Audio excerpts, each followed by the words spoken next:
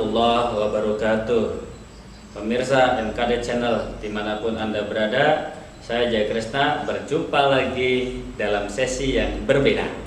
Sekarang saya mau mengupas buat teman-teman, sedulur-sedulur semuanya yang belum punya usaha. Tentu setiap orang pengen punya penghasilan dong. Nah, saya kasih trik nih. Ketika kita mau membuka usaha, ya, yang pertama yang harus kita lakukan apa sih? Lalu usaha itu apa? Jadi saya akan mengupas tentang bagaimana kita memulai menjadi seorang entrepreneur ataupun sebagai seorang pengusaha ataupun seorang wirausaha.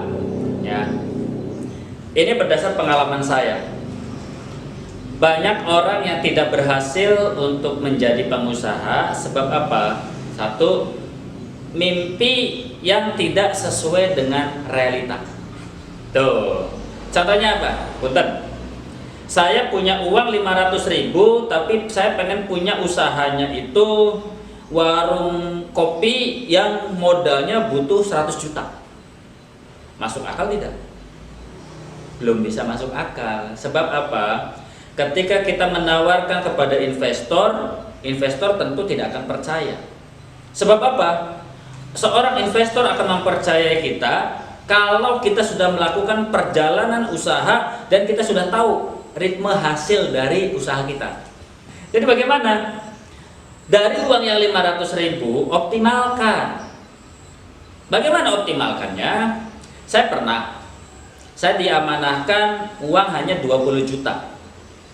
Ya, itu oleh ibu saya. Lalu saya manfaatkan 20 juta ini bisnis apa? Saat itu lagi marak-maraknya warnet. Saya buka tuh warnet, saya rombak rumah saya, nggak perlu modal kan? Rumah ibu saya rombak, jebret, saya bikin KBU. Nah, dari 20 juta dulu hanya dapat sekitar 4 unit komputer. 1 untuk operator, 3 untuk KBU. Nah, itu rata-rata dapatnya itu karena untuk instalasi listrik, instalasi lain-lain pokoknya 20 juta itu cukup untuk itu. Tetapi jangan dihabiskan 20 juta itu ya. Jangan. Harus ada dana cadangan untuk mempertahankan usaha kita minimal 2 bulan. Katakan 1 bulannya itu 2.500.000, berarti dari 20 juta amankan 5 juta. Nah, setelah itu baru digulirkan usahanya. Dan yang namanya usaha harus konsisten.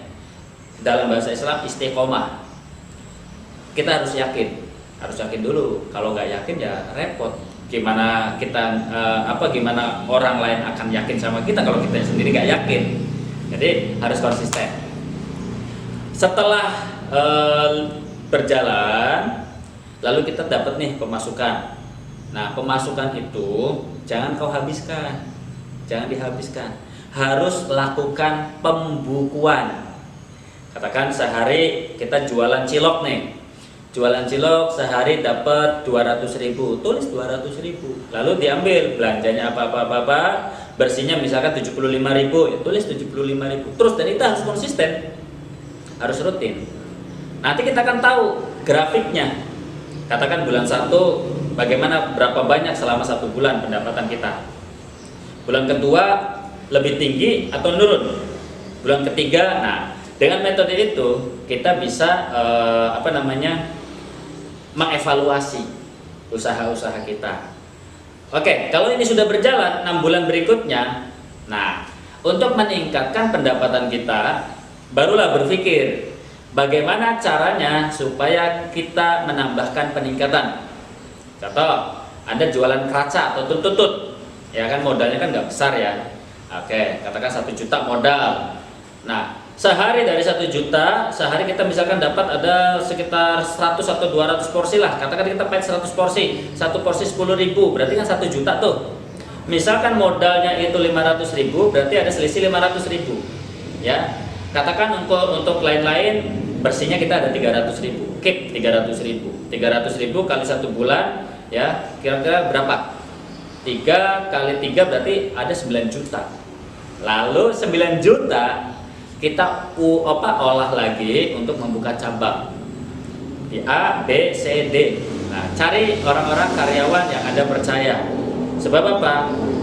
Buat komitmen dulu dengan orang yang Anda percaya. Biasanya orang yang Anda percaya belum tentu 100% luluh sama kita.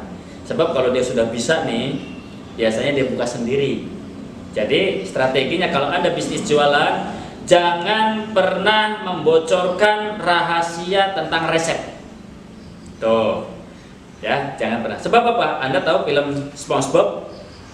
Berapa tahun, berapa puluh tahun si Plankton nyerang Mr. Krab, ngejarnya apa? Cuman pengen dapetin resep.